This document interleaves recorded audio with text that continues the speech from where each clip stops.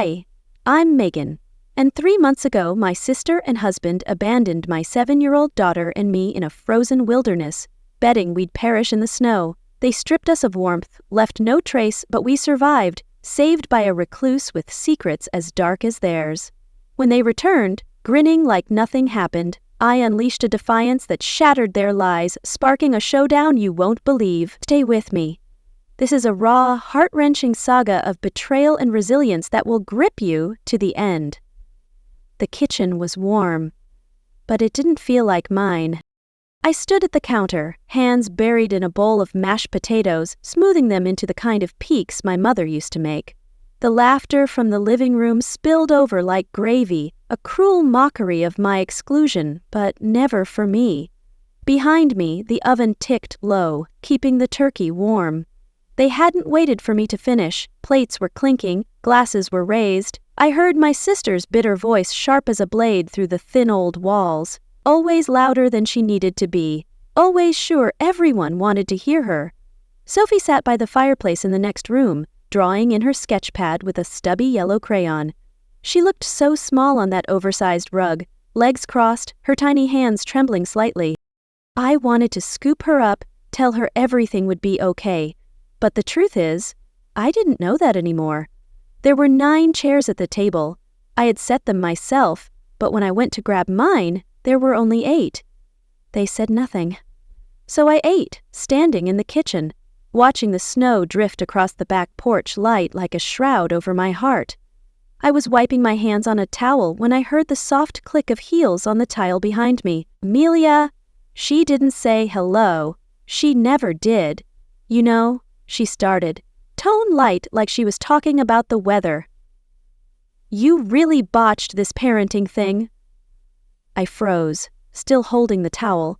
Poor Sophie deserves better, she added, tapping her manicured fingers against the island countertop with a venomous rhythm. You're a burden, Megan, she hissed. I didn't answer, not because I didn't have words, but because I knew she wouldn't care to hear them. I folded the towel neatly and placed it by the sink. My hands stayed still, but inside my chest burned. Owen walked in just then, my husband, though he hadn't really been that hum in a while. He glanced between us, chuckled like he'd walked into the end of a joke, then said, Let's not get too heavy, huh? It's a party. He kissed Amelia on the cheek. Not me. And then he walked back out like it didn't mean anything. I stood there for a while longer, staring at the dimming oven glow. When I moved again, it was slow, mechanical. I scraped the last of the potatoes into a bowl and covered them with foil. The others were laughing again. It sounded like a party I had once been invited to, but had long since been asked to leave. I was rinsing dishes when I heard them, voices. Not just voices, their voices. Amelia and Owen's, low and tight just beyond the cracked pantry door. If we drive north far enough, Owen muttered, the snow will do it. She's not built for cold. I paused, dish still in hand. Amelia's laugh was soft. She's just been in the way. We'll say she left, ran off. She's done it before. The plate slipped slightly in my hand, but I caught it quietly. They moved on. The sounds of their voices faded as they left the room, but mine stayed there in the silence. I gripped the edge of the sink with both hands. My heart was racing, but my feet wouldn't move. I didn't cry. That would have made it real.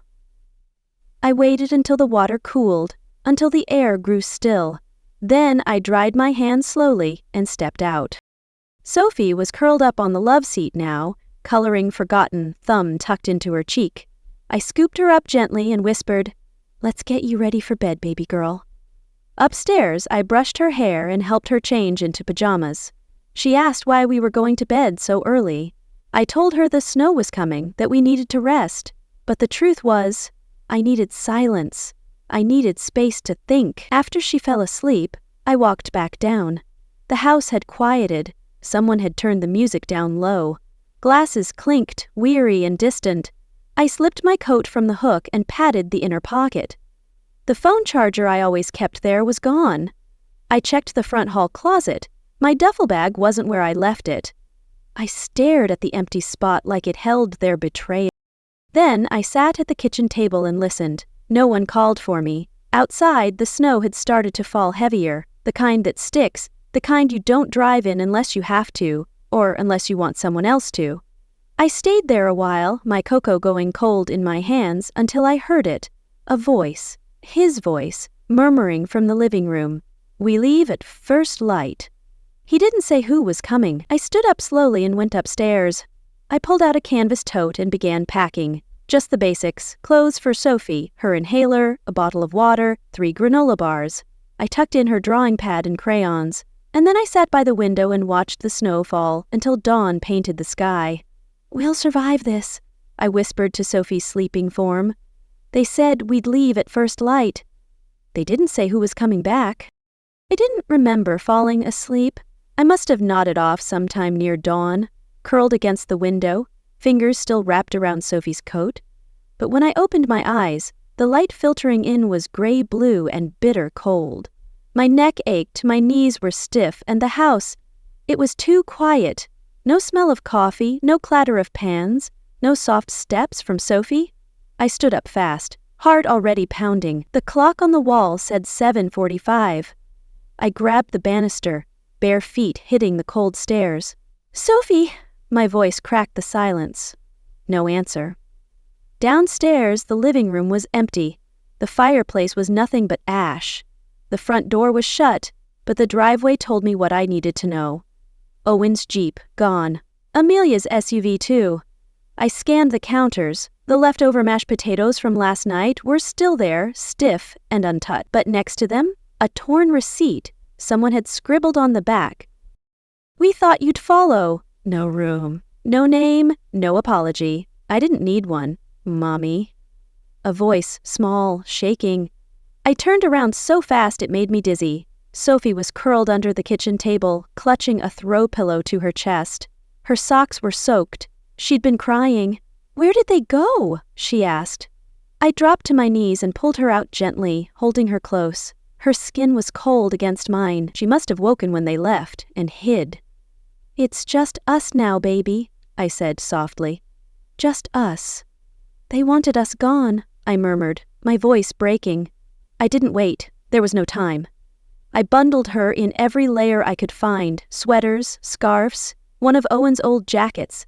I packed a plastic bag with crackers, half a water bottle, her inhaler, slid a kitchen knife into my coat pocket. We stepped out into the morning snow. The cold hit like a slap. The wind cut straight through our clothes, screaming down from the Adirondacks. Snow was already waist-deep on the porch. I had to carry her. Her legs weren't strong enough. I took a deep breath. "We're going to the old cabin," I told her. "Remember the one Grandpa used to take us to?" She nodded, her cheek pressed into my shoulder. I hadn't been there in a decade. It was maybe 4 miles through forest and hills, but I wasn't even sure it was still standing. Still, I walked. Each step was a war. Snow pulled at my calves, wet and heavy. My boots were filled with slush. My hands went numb inside my sleeves. I adjusted Sophie's weight every 200 steps or so, whispering to her, "Almost there." "We'll make it, Sophie," I vowed. The trail was half buried. No tire tracks, no prints, just white stretching on and on. The wind had snapped its top last fall. That gave me hope for maybe 15 minutes. Then Sophie whimpered, "Mommy, my fingers hurt." I stopped. I had to. We ducked under the low branch of an old pine and huddled there. It wasn't shelter, but it was something. I reached into my coat for the granola bar and found something else, a torn envelope. I pulled it out slowly. It was our wedding photo, or what was left of it. The top half was charred, burned black. The image of my own face was mostly gone. Owen's was a blur of ash. Only Sophie's tiny face, clinging to my leg in her flower girl dress, had survived. I stared at it for a long time, then crumpled it slowly in my hand. "They tried to erase us," I whispered. "But we don't need them. We never did." I tore the rest of it apart and let the pieces scatter in the snow. We kept walking. After another mile, my legs started to shake. My breath came in short, shallow bursts. I didn't dare stop again. I couldn't until I saw it. A flash of gray, not snow. Eyes. A wolf. It stood 20 yards away, ribs sharp under its matted fur. It didn't growl, it didn't run, it just stared. I moved slowly, shifting Sophie behind me. "Listen to me, baby," I whispered. "If it lunges, you run and don't look back, you hear me?" She nodded, lips trembling. I reached for the knife. My fingers were stiff. I held it low, blade out. The wolf lowered its head slightly, took a step. I didn't breathe. Another step. It was close now. Too close. Then a crack tore through the valley. The wolf collapsed into the snow with a grunt, legs twitching once, then stillness. I turned toward the sound, pulse thumping in my ears. A man stood at the edge of the trees, rifle lowered, steam rising from the barrel. He wore a heavy coat, face shadowed by the brim of his hat. He didn't move, didn't speak, just watched. My knees gave out. I knelt hard in the snow, still clutching Sophie. Please help her. The last thing I saw before everything went white was his boots crunching closer. I woke up warm and confused. The smell hit first. Broth, maybe. Beef, maybe vegetable. Something savory and unfamiliar, but gentle, a fragile act of mercy, simmered low and slow. Then came the heat, dry warmth from a nearby fire, its crackle soft and steady, not roaring. My fingers twitched against a fleece blanket tucked beneath my chin, and beside me, I felt the rise and fall of small, steady breathing. "Sophie!" I blinked the blur from my eyes and turned. She was curled beside me on a thin bedroll, cheeks tinged pink again, her lips no longer pale. Her tiny hands were tucked under her chin, and for the first time since that hellish morning, she looked like a child, not a survivor. A log popped in the fire. I turned toward the sound. There he was, the man from the woods. He sat on a stool by the hearth, back to me, slowly turning a stick with something skewered on the end. He didn't glance over, just continued tending the fire, methodical, silent. I sat up slightly. A dull ache pulsed at the base of my skull, but I didn't speak yet. I watched.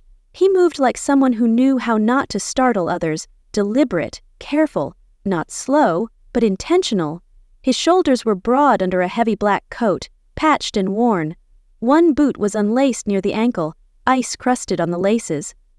Finally, he turned his head slightly. "I made broth," he said, voice low and gravelly. "It's nothing fancy. Onions, leeks, some wild rosemary." I didn't answer. I just nodded. It was the first kindness I'd heard in days, and I wasn't sure how to receive it. He reached beside him and lifted a chipped ceramic bowl, placed it on a small table within reach, but didn't hand it to me. I'll leave it there. He didn't ask my name, didn't ask why I was half frozen in a snowstorm carrying a child. Didn't ask anything. His name, I later learned, was Wyatt. For now, he just stood, walked to a woodpile in the corner, and began stacking logs near the hearth. Quiet, efficient, he kept his distance. I reached for the bowl with shaky fingers. My joints still ached from the cold, but I forced myself to lift it. I looked at Sophie. "Give it to her," I murmured. My voice felt foreign in my own throat. "Please, just her." He paused. No questions. Just nodded once, took the bowl, ladled half into a smaller tin, and crouched by Sophie. He didn't touch her, just set the tin on the floor next to the bedroll and stepped back. Sophie stirred, blinked. She saw him, her body tensed, but she didn't cry out. Wyatt turned his head, pretending not to notice. He went back to the fire. Sophie looked at me, then the tin. I gave her the smallest smile I could manage. She sat up slowly and picked up the spoon. I didn't move. I just held the blanket tighter and let the warmth soak in. Later that afternoon, the storm outside softened into a quiet flurry. Light filtered through thick-paned windows, casting dappled shadows across the cabin walls. Sophie dozed again, this time with her arms wrapped around the tin bowl. I found a sewing kit tucked inside a crate by the door and stitched the rip in her sleeve. My fingers moved on their own, tight, focused stitches like I used to do when money was tight, and hand-me-downs were a blessing, not a curse. Wyatt sat across the room near a workbench, carving something with a small blade. The sound of the blade against wood was rhythmic, a quiet heartbeat in the silence. At some point, he spoke without looking up. "Have you ever seen a raven up close?" I blinked. "Not really," I said quietly. "They're small, brown, not much to look at. People ignore them." He paused, turned the carving slowly in his hand, but they didn't migrate. "They stay even in the snow." I nodded. He stood, walked to the table near me, and set down the little wooden figure, a raven, wings folded tight, rough but beautiful. Then he stepped back without a word and went outside to chop more wood. I stared at the bird for a long time. Something about it made my throat tighten. I placed it beside Sophie's blanket. That evening, the shadows in the cabin lengthened. The firelight flickered low. Wyatt came in from the cold, brushed snow from his coat, and handed something to Sophie, a small flashlight.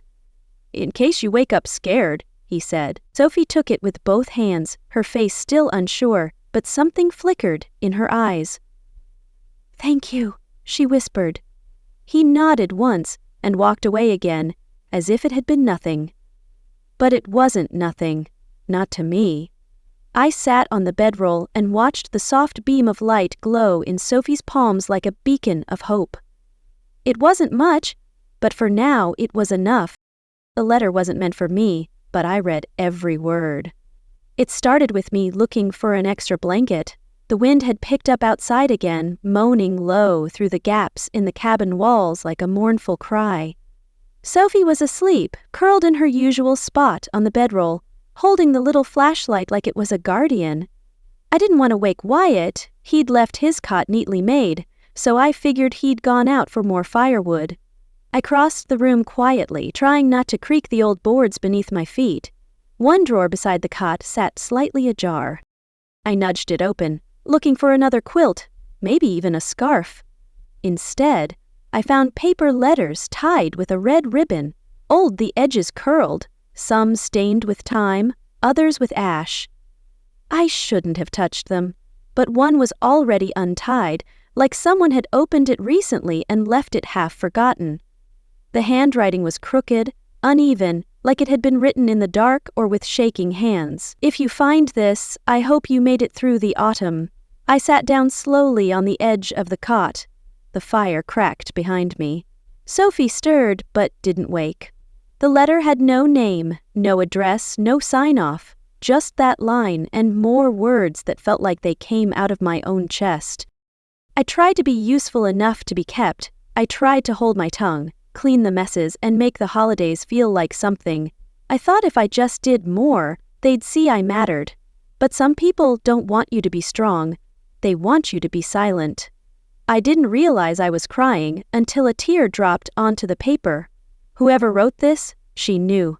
She knew the ache of staying too long in a house where your breath never felt safe. She knew the math of making yourself smaller just to be tolerated. The last line stayed with me even as I tucked the letter back in the drawer. They don't want us to be strong. They want us to be silent.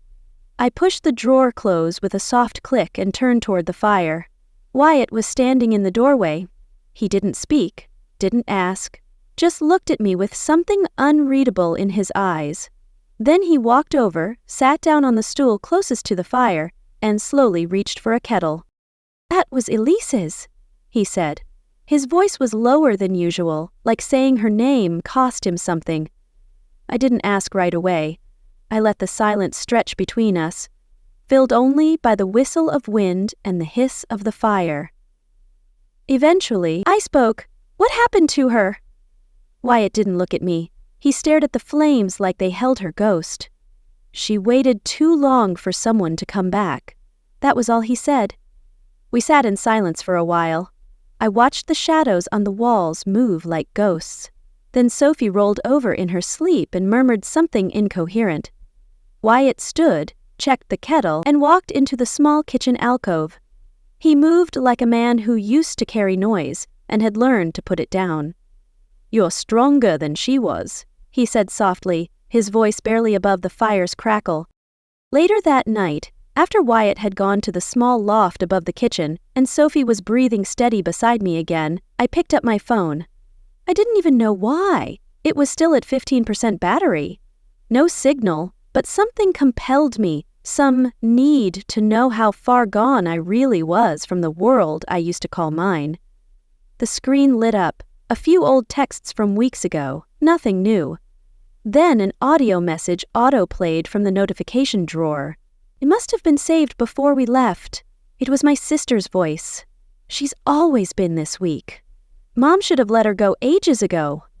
I froze, my fingers clenched so tight around the phone I felt my knuckles ache.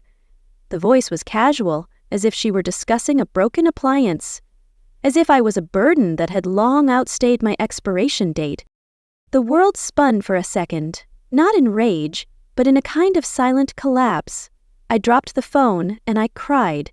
Not the quiet kind I'd learned to perfect over the years, the soft sobs muffled into a pillow, or the ones swallowed in a parked car. No, this one came from somewhere deeper. It shook me, gutted me. All those times I'd wondered why Mom looked at me like she was waiting for me to prove something. All those dinners where I served the food but was never served a compliment. All the birthdays where I got a card but no gift. She's always been this weak. It wasn't the insult that broke me. It was the confirmation. Wyatt came down the ladder, maybe to check the fire. He paused when he saw me curled over, shoulders trembling. He didn't ask. He didn't touch me. He simply placed a small log on the fire, watched it catch, and turned away. I wiped my face slowly, fingers trembling, breath shaky but steadying, and I whispered to myself, never again. Not because I was angry, not even because I wanted revenge, but because some truths demand change. Because once someone names your silence as weakness, you start hearing every echo you've ever kept inside. The wind howled outside, louder now, like it wanted to tear the cabin apart. But I didn't tremble anymore. I'll protect you, Sophie, I vowed, my resolve hardening like steel. I hadn't looked at a map in months, but I needed to know how far I'd fallen. That afternoon, the light crept through the cabin's slatted windows like it was asking for permission to enter. The worst of the storm had passed, leaving a brittle stillness in its wake. The sky outside held a fragile clarity, blue but haunted by fading clouds. Wyatt had gone out to chop wood. I offered, but he simply shook his head and muttered, "Stay warm. She needs you to be steady." Then he disappeared into the trees. Sophie was asleep again, her breathing soft and even, the little flashlight resting by her elbow like a security blanket. I moved slowly, folding one of the thinner quilts and adjusting a pile of kindling near the hearth. That's when I saw it. My old nylon backpack shoved beneath the bench near the wall. I must have thrown it in the back of Amelia's SUV in a panic before they left us behind. I pulled it out with a grunt. It was heavier than I remembered. Half-empty snacks, a cracked thermos, some socks, a broken zipper pouch with our birth certificates tucked between receipts, then a thick plastic folder I didn't recognize. I frowned. Owen must have slipped it in without telling me. It was labeled simply personal documents. For a long moment, I just held it. Then I sat down, crossed my legs on the wood floor, and opened it. Inside were 3 documents. The first, neat and stark, was a deed transfer. My name scratched off our mortgage title like I'd never been there to begin with. The box for the grantor bore my signature. The date, days before the snowstorm. I felt a jolt in my stomach. My vision flickered. The second was worse. Unnotarized affidavit surrendering parental rights. My signature again. My name again. My daughter's name. And the last a handwritten note in Owen's unmistakable chicken scratch. "You're not wanted anymore." I couldn't breathe. It hadn't been carelessness. I didn't panic. It was a plan, executed like a business transaction. The betrayal was so complete it made the cold outside feel generous. I staggered to my feet, folder in hand, and reached for the old rotary phone bolted to the wall. Wyatt had pointed out earlier that it still worked. Landline, no cell needed. I dialed the legal aid number I remembered seeing on the back of an old flyer from town. A woman answered on the second ring. Her voice was calm, firm, like someone who'd seen too much but stopped reacting to any of it. Legal aid services, this is Tessa. How can I help you? I swallowed. My voice cracked. I found documents, a deed transfer, a custody affidavit. I didn't sign them, but they're signed. They're dated, they're notarized. She asked for names, addresses, dates. There was a pause while she typed. Then she said almost too flatly, "It looks like everything checks out. Documents were filed electronically last week." I felt the wall behind me tilt. "No," I said, "that's not possible. I never signed anything. I never gave up on anything." Another pause. Then, "Ma'am, the signatures match your file. We have time-stamped copies." I slid to the floor, back pressed to the log wall. My voice was no longer my own. "Is there anything I can do?" The woman on the other end sighed. "That depends. Do you have proof your identity was stolen? A forgery report?" I looked at the folder again. Everything looked official. My name was spelled right. My signature looked too close to mine to argue.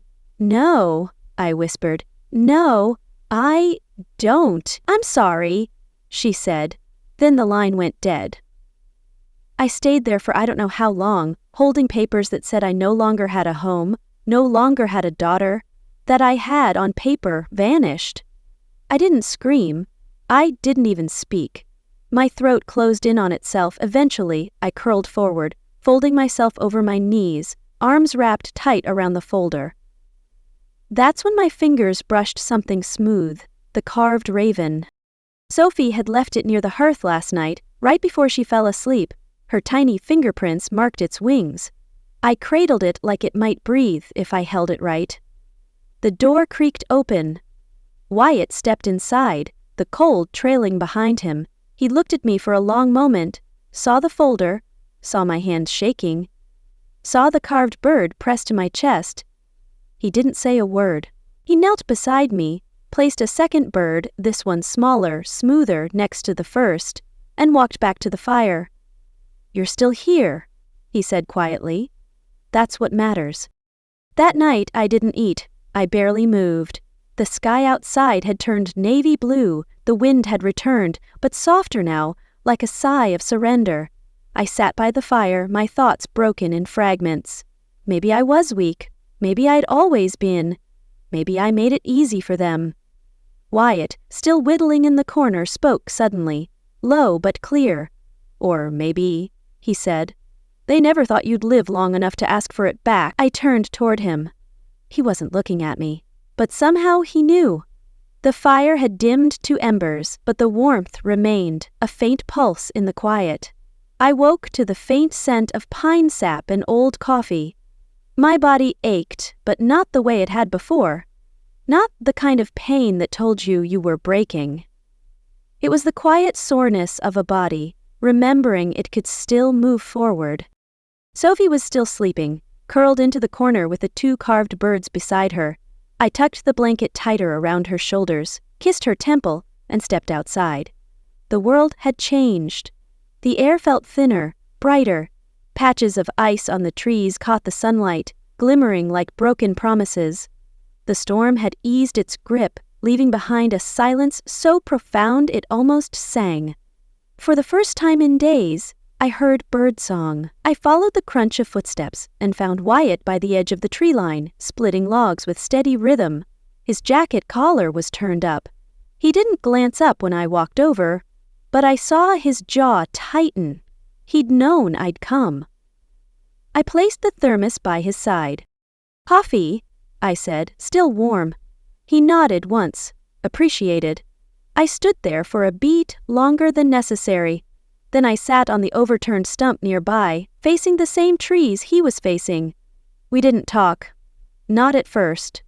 Then, as if the sunlight loosened something inside him, he spoke low, worn, like the words had been carried too long. I had a wife, Elise, a daughter too. Her name was Grace. I didn't react. I didn't blink. I let the syllables settle. Their names echoed in the frost. She turned 8 that year. I'd gone into town to buy her a birthday ribbon. She liked the silver ones, always said it made her feel royal. He paused to swing the axe. The crack echoed like a gunshot. "I came back to ashes," he said. "Cabin was gone. Smoke is still rising. I found them. what was left under the edge of the back porch. My breath caught, but I didn't interrupt. I buried them with the ribbon in her jacket pocket, he added, voice hollow. Never left this place again. We sat with it, not in pity, in recognition.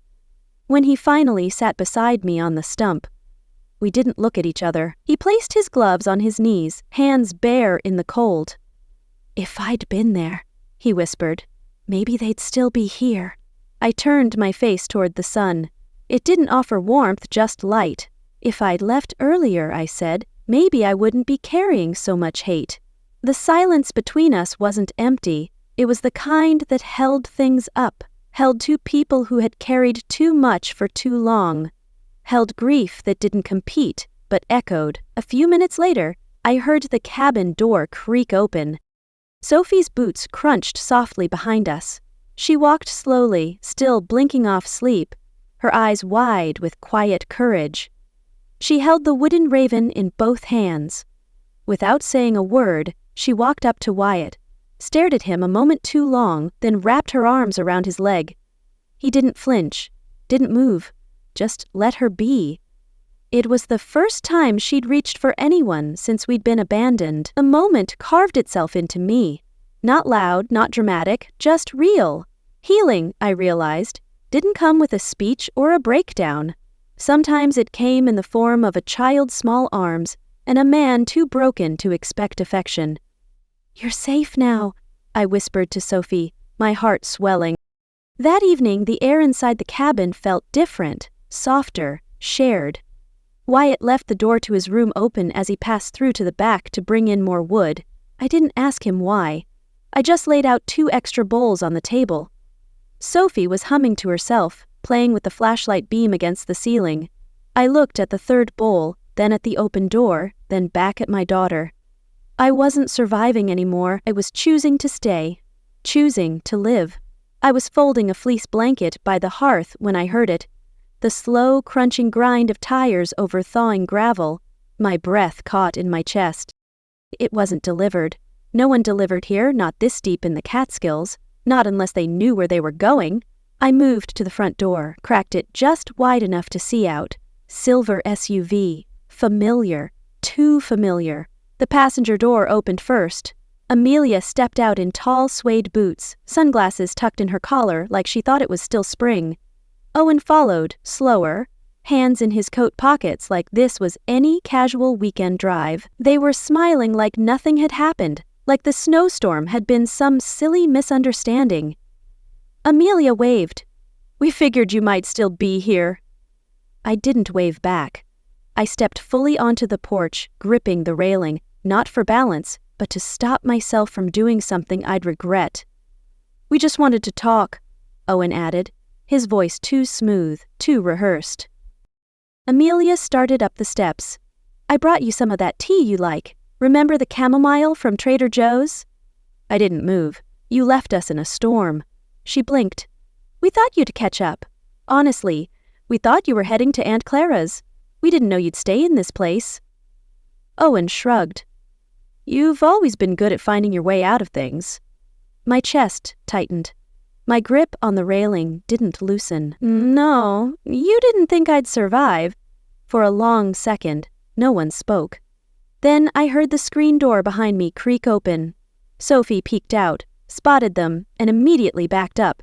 Her little hands gripped my sweater, hiding behind my legs like the porch was the last safe ground in the world.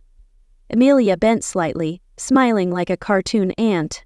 "Baby, don't you remember, Auntie? We used to braid your hair." Sophie's voice was soft, but it cut clean. "You made Mom cry." Amelia froze, her smile flickering, mouth slightly open. She didn't reply. Owen cleared his throat, brushing invisible dust off his sleeve. "Listen, we've been going through some things too, Megan. You're not the only one hurting here." I said nothing. He stepped forward and pulled a red folder from inside his coat. "There's a new deed. We talked it over. Figured it's only fair if we all sign again. Split the house evenly. Everyone walks away clean." He held it out to me like it was some peace offering, a sensible contract in a world gone sideways. I took it, opened it, flipped through page after page of lies, New forged terms, legal manipulation in black ink, not even subtle, and then Amelia's voice was as calm as polished glass. "You're owed nothing. You were just squatting on his name." I looked up, not at her, not at Owen. I looked at the fire through the open door behind me. Then, without a word, I tossed the folder in. It curled immediately, edges blackened, then collapsed inward as the flames consumed it. Amelia gasped. "Megan, that was the only—" "Then you should have made a copy," I said. Behind me I felt Wyatt step into the doorway. He didn't speak, didn't threaten, just stood there, tall, quiet, solid as the mountain behind him. Owen noticed him and paused. Something shifted in his eyes. He looked between me and the fire, then back at Wyatt. I could have said a lot of things at that moment, but all I needed were 7 words. You can either walk away or freeze. "You'll regret this," Amelia spat. "I already survived you," I shot back. No one moved. Not for a long time. I didn't expect them to come back with lawyers, but this time I was ready. It was early morning when Wyatt pulled the truck up in front of the Ulster County Courthouse. Sunlight glinted off the windshield, catching the dew on the stairs. Sophie was curled in the back seat, legs tucked up, still sleepy. I reached over, brushed her bangs aside, and smiled when her little hand found mine. I stepped out first. My boots hit the gravel firm. There was no shaking in my hands today, no half hoping they wouldn't show. Inside, the building smelled of pine cleaner and paper. A woman behind the window looked up as I walked to the counter. "Megan Ward," I said clearly. "I have a filing this morning. Custody dispute, property fraud." She nodded and checked the log. "Courtroom 4, Judge Harrington." I thanked her, turned, and spotted Owen through the glass. He was already seated at the plaintiff's table, a man in a too expensive suit, whispering in his ear.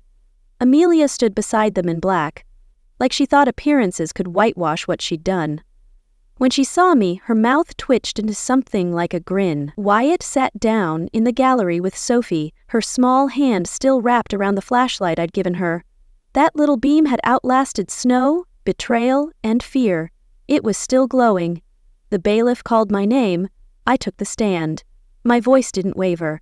I confirmed my identity, my address. The clerk read the petition. I spoke in full sentences. There was no rage, just a clean delivery of facts, documented dates, and names. When the judge asked about the disputed signatures, I reached into my coat and took out my phone. "I'd like to submit a recording." The judge raised a brow. "Go on." I tapped play. And there it was. Amelia's voice was clear and biting. "We'll say she signed it. She's too broken to remember." A hush fell across the courtroom. Owen's lawyer tried to speak, but I raised my hand. "You said that out loud. I told them." "I just saved it." The judge leaned forward. "Is this your voice, Ms. Ward?" Amelia blinked. Her mouth opened, then shut. "I'll take that as a yes," he said.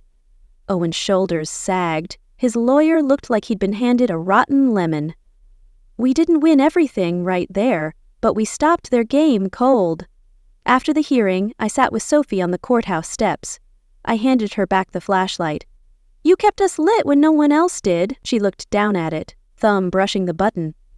"You didn't let it die?" I nodded. "Neither did you."